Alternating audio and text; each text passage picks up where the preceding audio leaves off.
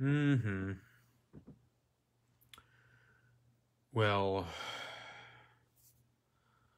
weird evening to you. Anybody have any idea why I can no longer tag anyone at all?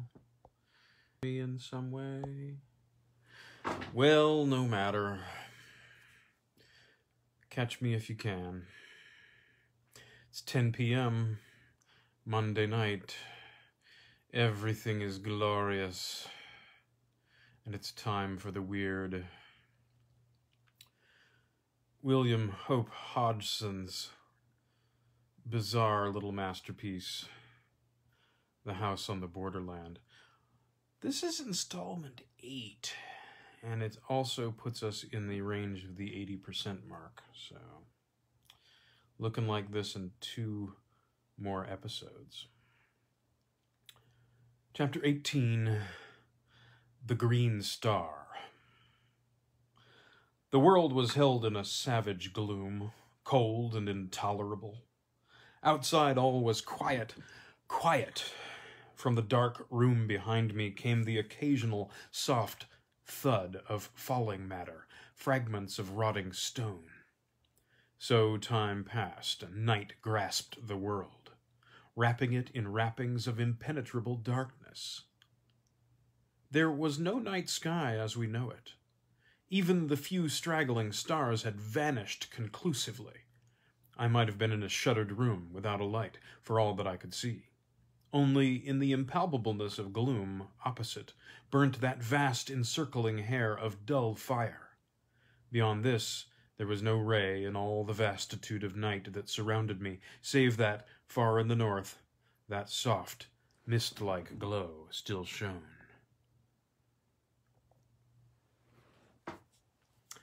Silently, years moved on. What period of time passed I shall never know. It seemed to me, waiting there, that eternities came and went stealthily, and still I watched. I could see only the glow of the sun's edge at times, for now it had commenced to come and go, lighting up a while and again becoming extinguished. All at once, during one of these periods of life, a sudden flame cut across the night, a quick glare that lit up the dead earth shortly, giving me a glimpse of its flat lonesomeness. The light appeared to come from the sun, shooting out from somewhere near its center diagonally. A moment, I gazed, startled. Then the leaping flame sank and the gloom fell again, but now it was not so dark, and the sun was belted by a thin line of vivid white light. I stared intently. Had a volcano broken out on the sun? Yet I negatived the thought as soon as it formed. I felt that the light had been far too intensely white and large for such a cause. Another idea there was that suggested itself to me. It was that one of the inner planets had fallen into the sun, becoming incandescent under that impact. This theory appealed to me as being more plausible and accounting more satisfactorily for the extraordinary size and brilliance of the blaze that had lit up the dead world so unexpectedly. Full of interest and emotion, I stared across the darkness at that line of white fire cutting the night. One thing it told to me, unmistakably, the sun was yet rotating at an enormous speed. Thus I knew that the years were still fleeting at an incalculable rate, though so far as the earth was concerned, life and light and time were things belonging to a period lost in the long gone ages. After that one burst of flame, the light had shone only as an encircling band of bright fire. Now, however, as I watched, it began slowly to sink into a ruddy tint, and later to a dark copper-red color, much as the sun had done. Presently it sank to a deeper hue, and in a still further space of time it began to fluctuate, having periods of glowing and anon dying. Thus, after a great while, it disappeared.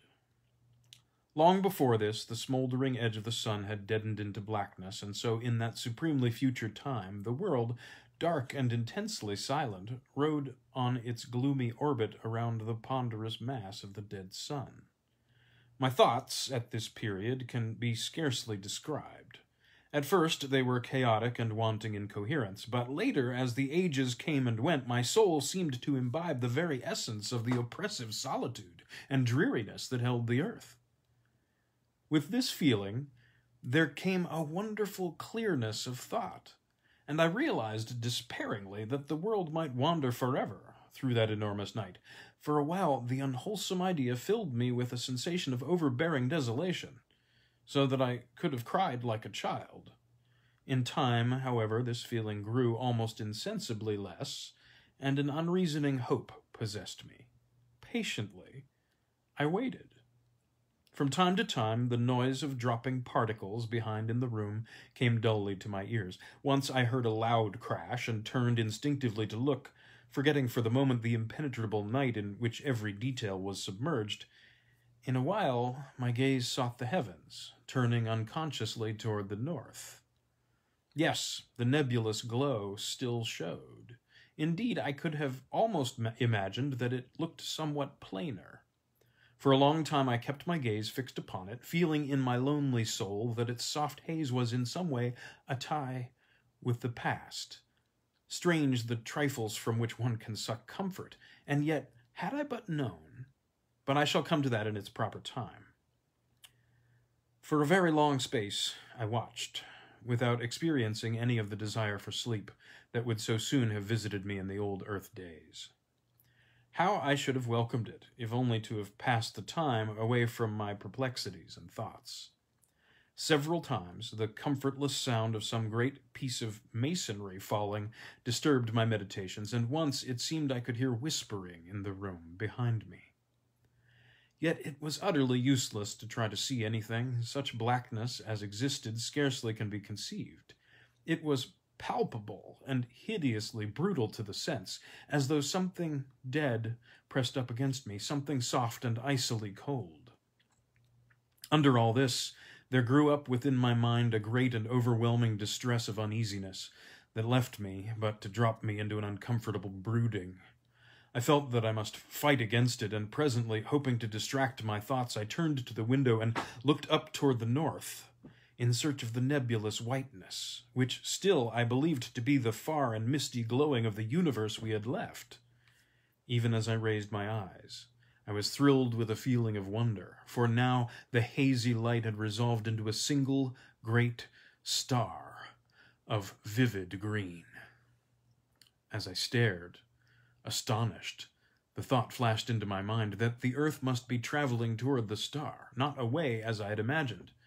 Next, that it could not be the universe the earth had left, but possibly an outlying star, belonging to some vast star cluster, hidden in the enormous depths of space. With a sense of commingled awe and curiosity I watched it, wondering what new thing was to be revealed to me. For a while, vague thoughts and speculations occupied me, during which my gaze dwelt insatiably upon that one spot of light, in the otherwise pit-like darkness. Hope grew up within me, banishing the oppression of despair that had seemed to stifle me. Wherever the earth was traveling, it was at least going once more toward the realms of light. Light! One must spend an eternity wrapped in soundless night to understand the full horror of being without it. Slowly, but surely, the star grew upon my vision, until in time it shone as brightly as had the planet Jupiter in the old earth days. With increased size, its color became more impressive, reminding me of a huge emerald scintillating rays of fire across the world. Years fled away in silence, and the green star grew into a great splash of flame in the sky. A little later I saw a thing that filled me with it was the ghostly outline of a vast crescent in the night, a gigantic new moon, seeming to be growing out of the surrounding gloom. Utterly bemused, I stared at it. It appeared to be quite close, comparatively, and I puzzled to understand how the earth had come so near to it, without my having seen it before. The light, thrown by the star, grew stronger, and presently I was aware that it was possible to see the earthscape again, though indistinctly. A while I stared, trying to make out whether I could distinguish any detail of the world's surface, but I found the light insufficient. In a little I gave up the attempt, and glanced once more toward the star. Even in the short space that my attention had been diverted, it had increased considerably, and seemed now, to my bewildered sight, about a quarter of the size of the full moon. The light it threw was extraordinarily powerful, yet its color was so abominably unfamiliar that such of the world as I could see showed unreal, more as though I looked out upon a landscape of shadow than aught else. All this time, the great crescent was increasing in brightness, and began now to shine with a perceptible shade of green. Steadily, the star increased in size and brilliancy until it showed fully as large as half a full moon, and as it grew greater and brighter, so did the vast crescent throw out more and more light, though of an ever-deepening hue of green. Under the combined blaze of their radiances, the wilderness that stretched before me became steadily more visible. Soon I seemed able to stare across the whole world, which now appeared beneath the strange light, terrible in its cold and awful flat dreariness. It was a little later that my attention was drawn to the fact that the great star of green flame was slowly sinking out of the north toward the east. At first I could scarcely believe that I saw aright, but soon there could be no doubt that it was so. Gradually it sank, and as it fell, the vast crescent of glowing green began to dwindle and dwindle until it became a mere arc of light against the livid-colored sky. Later it vanished, disappearing in the selfsame spot from which I had seen it slowly emerge. By this time, the star had come to within some 30 degrees of the hidden horizon. In size, it could now have rivaled the moon at its full, though even yet I could not distinguish its disk. This fact led me to conceive that it was still an extraordinary distance away. And this being so, I knew that its size must be huge, beyond the conception of man to understand or imagine. Suddenly, as I watched, the lower edge of the star vanished, cut by a straight, dark line. A minute or a century passed, and it dipped lower until the half of it had disappeared from sight.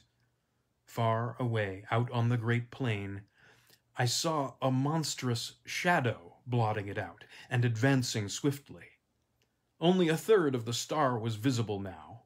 Then, like a flash, the solution of this extraordinary phenomenon revealed itself to me.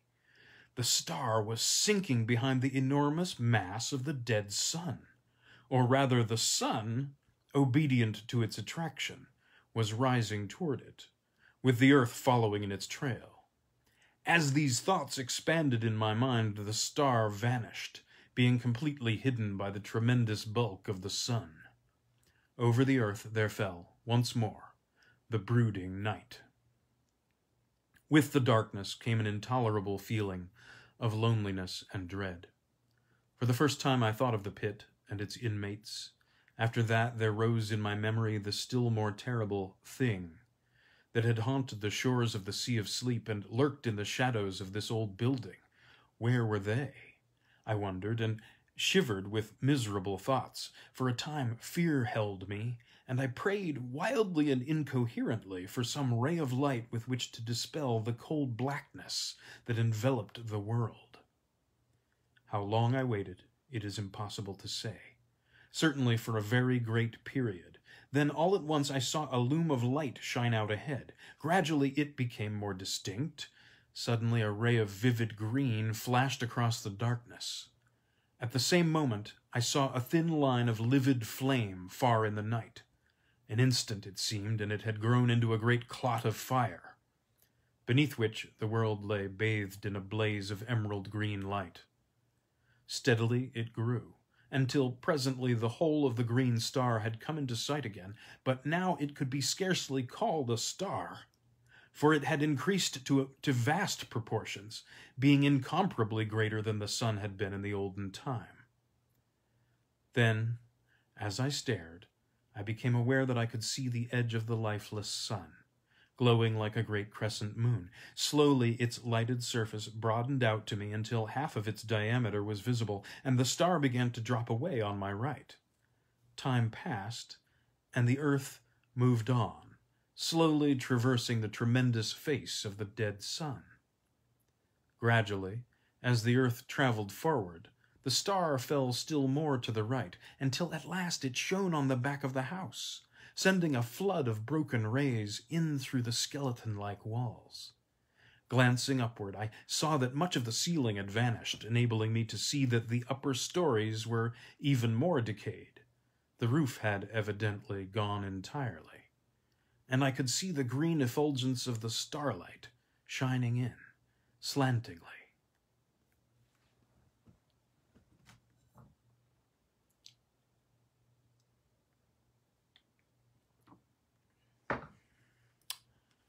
Chapter 19, The End of the Solar System.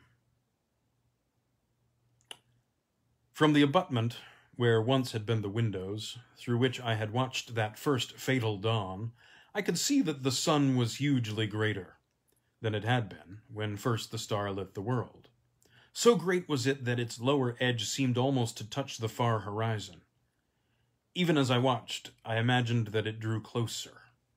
The radiance of green that lit the frozen earth grew steadily brighter. Thus, for a long space, things were. Then, on a sudden, I saw that the sun was changing shape and growing smaller, just as the moon would have done in past time. In a while, only a third of the illuminated part that was turned toward the earth.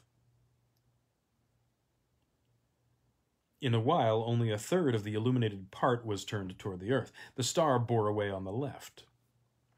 Gradually, as the world moved on, the star shone upon the front of the house once more, while the sun showed only as a great bow of green fire. An instant, it seemed, and the sun had vanished. The star was still fully visible. Then the earth moved into the black shadow of the sun, and all was night. Night, black, starless, and intolerable. Filled with tumultuous thoughts, I watched across the night, waiting. Years, it may have been, and then in the dark house behind me the clotted stillness of the world was broken. I seemed to hear a soft padding of many feet, and a faint, inarticulate whisper of sound grew on my sense. I looked round into the blackness, and saw a multitude of eyes. As I stared, they increased, and appeared to come toward me. For an instant I stood, unable to move. Then a hideous swine noise rose up into the night, and at that I leapt from the window, out onto the frozen world. I have a confused notion of having run a while, and after that I just waited. Several times I heard shrieks, but always as though from a distance. Except for these sounds, I had no idea of the whereabouts of the house. Time moved onward. I was conscious of little save a sensation of cold and hopelessness and fear. An age, it seemed, and there came a glow that told of the coming light. It grew tardily. Then, with a loom of unearthly glory, the first ray from the green star struck over the edge of the dark sun and lit the world. It fell upon a great ruined structure some 200 yards away. It was the house. Staring, I saw a fearsome sight. Over its walls crawled a legion of unholy things, almost covering the old building from tottering towers to base. I could see them plainly. They were the swine creatures. The world moved out into the light of the star, and I saw that now it seemed to stretch across a quarter of the heavens. The glory of its livid light was so tremendous that it appeared to fill the sky with quivering flames. Then I saw the sun. It was so close that half of its diameter lay below the horizon, and as the world circled across its face, it seemed to tower right up into the sky, a stupendous dome of emerald-colored fire. From time to time, I glanced toward the house, but the swine things seemed unaware of my proximity. Years appeared to pass, slowly. The earth had almost reached the center of the sun's disk. The light from the green sun, as now it must be called, shone through the interstices that gapped the mouldered walls of the old house, giving them the appearance of being wrapped in green flames. The swine creatures still crawled about the walls. Suddenly there rose a loud roar of swine voices, and up from the center of the roofless house shot a vast column of blood-red flame. I saw the little, twisted towers and turrets flash into fire, yet still preserving their twisted crookedness. The beams of the great green sun beat upon the house and intermingled with its lurid glows, so that it appeared a blazing furnace of red and green fire. Fascinated, I watched, until an overwhelming sense of coming danger drew my attention. I glanced up, and at once it was borne upon me that the sun was closer, so close, in fact, that it seemed to overhang the world. Then, I know not how, I was caught up into strange heights, floating like a bubble in the awful effulgence. Far below me, I saw the earth, with the burning house leaping into an ever-growing mountain of flame. Round about it, the ground appeared to be glowing, and in places heavy wreaths of yellow smoke ascended from the earth. It seemed as though the world were becoming ignited from that one plague spot of fire. Faintly I could see the swine things. They appeared quite unharmed. Then the ground seemed to cave in suddenly, and the house, with its load of foul creatures, disappeared into the depths of the earth, sending a strange, blood-colored cloud into the heights. I remembered the hell pit under the house. In a while, I looked round. The huge bulk of the sun rose high above me. The distance between it and the earth grew rapidly less. Suddenly, the earth appeared to shoot forward. In a moment, it had traversed the space between it and the sun. I heard no sound, but out from the sun's face gushed an ever-growing tongue of dazzling flame. It seemed to leap almost to the distant green sun, shearing through the emerald light, a very cataract of blinding fire. It reached its limit and sank, and on the sun glowed a vast splash of burning white, the grave of the earth. The sun was very close to me now. Presently I found that I was rising higher, until at last I rode above it in the emptiness. The green sun was now so huge that its breadth seemed to fill up all the sky ahead. I looked down and noted that the sun was passing directly beneath me. A year may have gone by, or a century, and I was left suspended alone. The sun showed far in front, a black, circular mass against the molten splendor of the great green orb. Near one edge, I observed that a lurid glow had appeared, marking the place where the earth had fallen. By this I knew that the long-dead sun was still revolving, though with great slowness. Far to my right, I seemed to catch at times a faint glow of whitish light. For a great time I was uncertain whether to put this down to fancy or not. Thus, for a while, I stared with fresh wonderings, until at last I knew that it was no imaginary thing, but a reality. It grew brighter, and presently there slid out of the green a pale globe of softest white. It came nearer, and I saw that it was apparently surrounded by a robe of gently glowing clouds. Time passed. I glanced toward the diminishing sun. It showed only as a dark blot on the face of the green sun. As I watched, I saw it grow smaller, steadily, as though rushing toward the superior orb at an immense speed. Intently, I stared. What would happen? I was conscious of extraordinary emotions as I realized that it would strike the green sun. It grew no bigger than a pea, and I looked with my whole soul to witness the final end of our system. That system which had borne the world through so many aeons, with its multitudinous sorrows and joys, and now... Suddenly something crossed my vision, cutting from sight all vestige of the spectacle I watched with such sole interest. What happened to the dead sun I did not see, but I have no reason, in the light of that which I saw afterward, to disbelieve that it fell into the strange fire of the green sun, and so perished. And then, suddenly, an extraordinary question rose in my mind. whether this stupendous globe of green fire might not be the vast central sun, the great sun round which our universe and countless others revolve. I felt confused. I thought of the probable end of the dead sun, and another suggestion came dumbly. Do the dead stars make the green sun their grave? The idea appealed to me with no sense of grotesqueness, but rather as something both possible and probable.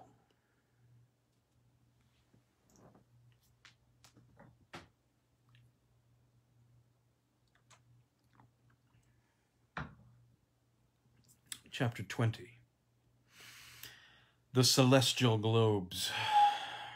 For a while, many thoughts crowded my mind, so that I was unable to do aught save stare blindly before me. I seemed whelmed in a sea of doubt and wonder and sorrowful remembrance. It was later that I came out of my bewilderment. I looked about dazedly. Thus I saw so extraordinary a sight that for a while I could scarcely believe I was not still wrapped in the visionary tumult of my own thoughts. Out of the reigning green had grown a boundless river of softly shimmering globes, each one enfolded in a wondrous fleece of pure cloud. They reached, both above and below me, to an unknown distance, and not only hid the shining of the green sun, but supplied in place thereof a tender glow of light that suffused itself around me, like unto nothing I have ever seen before or since. In a little I noticed that there was about these spheres a sort of transparency, almost as though they were formed of clouded crystal, within which burned a radiance gentle and subdued. They moved on, past me, continually, floating onward at no great speed, but rather as though they had eternity before them. A great while I watched and could perceive no end to them. At times I seemed to distinguish faces amid the cloudiness, but strangely indistinct, as though partly real and partly formed of the mistiness through which they showed. For a long time I waited, passively, with a sense of growing content. I had no longer that feeling of unutterable loneliness, but felt rather that I was less alone than I had been for kalpas of years. This feeling of contentment increased so that I would have been satisfied to float in company with these celestial globules forever. Ages slipped by, and I saw the shadowy faces with increased frequency, also with greater plainness. Whether this was due to my soul having become more attuned to its surroundings, I cannot tell. Probably it was so. But however this may be, I am assured now only of the fact that I became steadily more conscious of a new mystery about me, telling me that I had indeed penetrated within the borderland of some unthought-of region, some subtle, intangible place or form of existence. The enormous stream of luminous spheres continued to pass me at an unvarying rate, countless millions, and still they came, showing no signs of ending, nor even diminishing. Then, as I was borne silently upon the unbuoying ether, I felt a sudden irresistible forward movement toward one of the passing globes.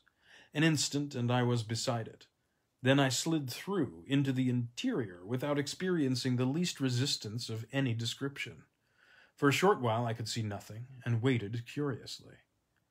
All at once I became aware that a sound broke the inconceivable stillness. It was like the murmur of a great sea at calm, a sea breathing in its sleep. Gradually the mist that obscured my sight began to thin away, and so in time the vision dwelt once again upon the silent surface of the sea of sleep. For a little I gazed, and could scarcely believe I saw aright. I glanced round. There was the great globe of pale fire swimming, as I had seen it before, a short distance above the dim horizon. To my left, far across the sea, I discovered presently a faint line as of thin haze, which I guessed to be the shore, where my love and I had met, during those wonderful periods of soul-wandering that had been granted to me in the old earth days. Another, a troubled memory came to me of the formless thing that had haunted the shores of the Sea of Sleep, the guardian of that silent, echoless place. These and other details I remembered, and knew without doubt that I was looking out upon that same sea. With the assurance, I was filled with an overwhelming feeling of surprise and joy, and shaken expectancy, conceiving it possible that I was about to see my love again. Intently I gazed around, but could catch no sight of her. At that, for a little, I felt hopeless. Fervently I prayed and ever peered anxiously, but how still was the sea. Down, far beneath me, I could see the many trails of changeful fire that had drawn my attention formerly. Vaguely, I wondered what caused them. Also, I remembered that I had intended to ask my dear one about them, as well as many other matters, and I had been forced to leave her before the half that I had wished to say was said. My thoughts came back with a leap. I was conscious that something had touched me. I turned quickly. God, thou wert indeed gracious. It was she. She looked up into my eyes with an eager longing, and I looked down to her with all my soul.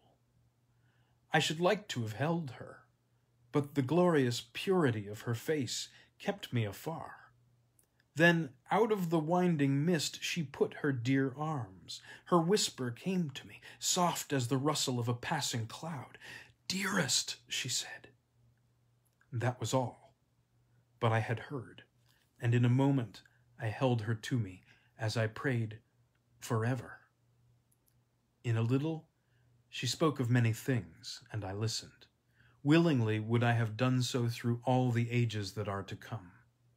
At times I whispered back, and my whispers brought to her spirit face once more an indescribably delicate tint, the bloom of love. Later I spoke more freely, and to each word she listened and made answer delightfully, so that already I was in paradise. She and I, and nothing, save the silent, spacious void to see us, and only the quiet waters of the sea of sleep to hear us. Long before, the floating multitude of cloud-enfolded spheres had vanished into nothingness. Thus we looked upon the face of the slumberous deeps, and were alone. Alone, God, I would be thus alone in the hereafter, and yet be never lonely. I had her, and, greater than this, she had me.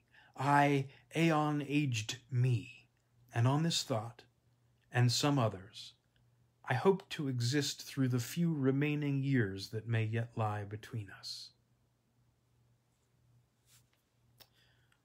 All right.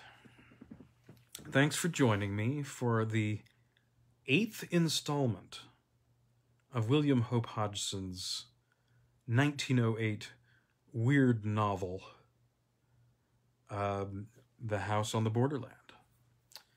Next up, tomorrow night, 10 p.m. Eastern Standard Time, we're going to hit Chapter 21, The Dark Sun. Be well. Tune in tomorrow morning for my much lighter explorations of 19th century fairy story. Ciao, babies. Be good to one another.